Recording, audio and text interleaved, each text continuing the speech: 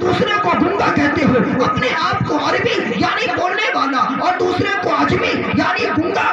تم کہتے ہو۔ تمہیں تو اپنی زبان پہ ناز ہے اور یہ قرآن تو ہم نے عربی میں نازل کیا ہے۔ اگر تمہیں شک ہے کہ یہ قرآن کسی انسان نے بنایا ہے تو لاؤ، لا کر دکھاؤ۔ پورے قرآن کا ڈیمانڈ نہیں ہے، قرآن کی 114 صورتیں نہیں بنانی، سورہ بقرہ بھی نہیں بنانا ہے، سورہ مائدہ بھی نہیں بنانا ہے، سورہ مائدہ بھی نہیں بنانا ہے۔ اللہ فرماتا ہے وَأْتُوا بِسُورَةٍ مِّن مِّثْلِهِ، قرآن کی کوئی چھوٹی سی ایک صورت بنا کر دکھاؤ، کوئی بڑی صورت کا مطالبہ نہیں تم سے، پورے قرآن کا مطالبہ نہیں تم سے۔ اگر تمہیں شک ہے کہ یہ قرآن کسی بندے سے بنایا ہوا ہے، فَأْتُوا بِسُورَةٍ مِّن مِّثْلِهِ،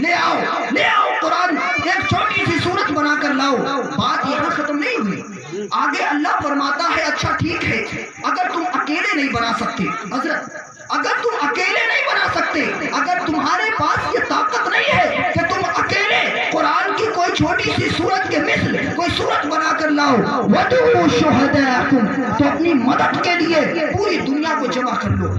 وَدُعُوا شُهَدَاءَكُمْ، بلا لو اپنی مدد کے لیے بڑے بڑے زبان داں کو، بڑے بڑے عربی داں کو، بڑے بڑے فصاحت و بلاغت کے مالک کو بلا کے لے آؤ اور ان کو اپنے ساتھ ملا لو، ان کو اپنے سپورٹ میں رکھ لو۔ اللہ کے علاوہ ساری دنیا کو اپنی مدد پہ جمع کر لو اور اس قرآن کی چھوٹی سی سورت کے مثل کوئی سورت لا کر دکھاؤ۔ فَإِن لَّمْ تَفْعَلُوا، اور تم ہرگز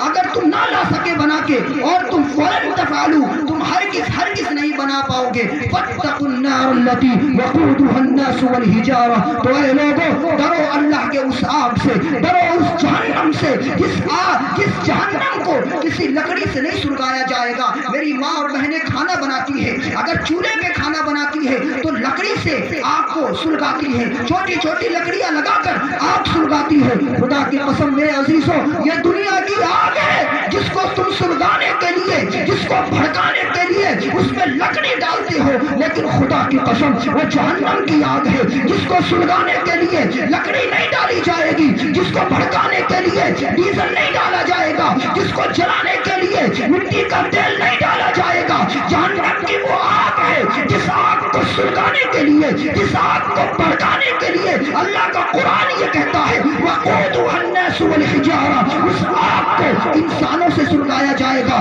اس آگ کو انسانوں سے بھڑکایا جائے گا، اس آگ کو ان چیزوں سے بھڑکایا جائے گا جن کو تم خدا مانتے ہو۔ یہ تمہارے رب کا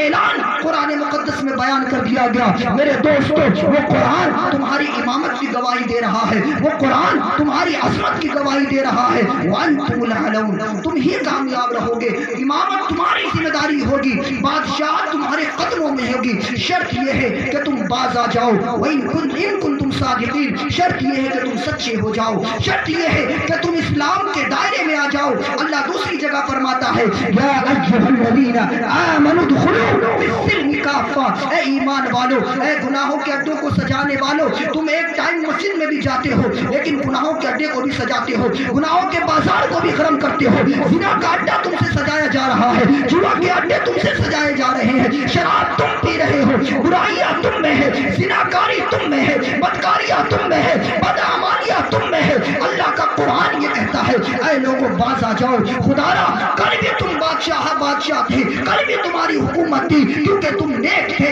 آج بھی تمہاری حکومت ہوگی۔ شرط یہ ہے کہ تم نیک بن جاؤ، شرط یہ ہے کہ تم اللہ کے فرامین پر عمل کرنا شروع کر دو، مکمل طور سے اسلام میں داخل ہو جاؤ۔ یا ایھا الذین آمنوا ادخلوا فی السلم کافہ، اے ایمان والو، اے لوگوں مکمل طور سے اسلام میں داخل ہو جاؤ۔ اللہ نے واضح لفظوں میں قرآن میں بیان فرما دیا ہے۔ افسوس کی بات یہ ہے یہ باتیں ہماری سمجھ میں نہیں آتی،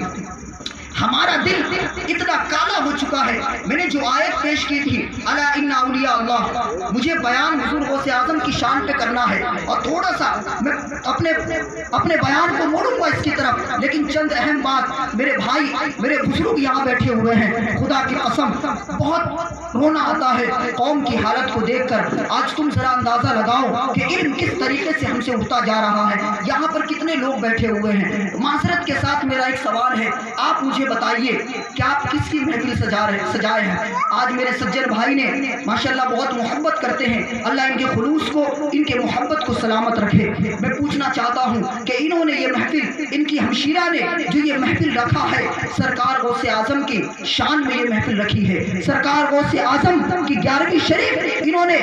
کرا کر اپنی محبت کا ثبوت پیش کیا ہے۔ لیکن آپ سب سے میں پوچھنا چاہتا ہوں، ایک مسلمان ہونے کی حیثیت سے، ایک ذمہ دار ہونے کی حیثیت سے، خدا کی قسم تم یہ نہ سوچنا کہ منبر رسول پر بیٹھا مولوی یا زینت یا اسٹیج پر بیٹھا شاعر یا اسٹیج پر بیٹھا مقرر یہ صرف ان کی ذمہ داری ہے دین کو پہنچانا۔ تمہیں نہیں پتا یا تم نے پڑھا نہیں ہے، امر بالمعروف یہ تمہارا بھی منصب ہے۔ اللہ نے تمہیں کنتم خیر امت اخرجت للناس تأمرون بالمعروف وتنہون عن المنکر، اللہ نے تمہیں پوری امت کو مخاطب کر کے کسی قاری کے لیے خاص نہیں کیا، کسی مفتی کے لیے خاص نہیں کیا، کسی مولانا کے لیے خاص نہیں کیا، کسی محدث کے لیے خاص نہیں کیا، کسی مفکر کے لیے خاص نہیں کیا، بلکہ اللہ فرماتا ہے کنتم خیر امت اخرجت للناس، یہ امت ہے، یہ بہترین امت ہے جو لوگوں کو نیکی کا حکم دیتی ہے اور برائی سے روکتی ہے۔ اے میرے دوستو،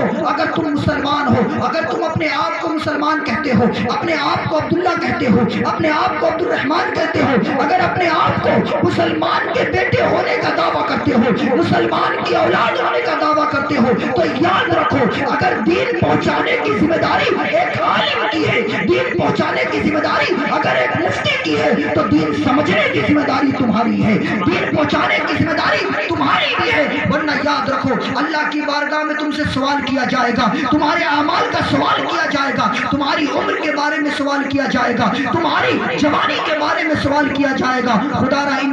باتوں کو سمجھنے کی کوشش کرو۔ افسوس کی بات یہ ہے کہ میری